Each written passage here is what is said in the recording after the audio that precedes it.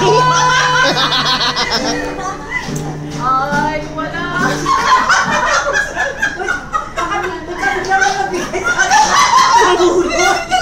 Baka nagbigay ng abulo.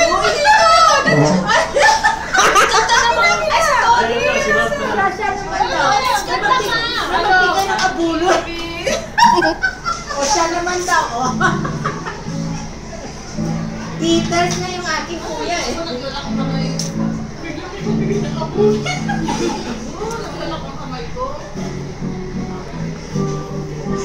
Ma'am, di ba may carpal ka?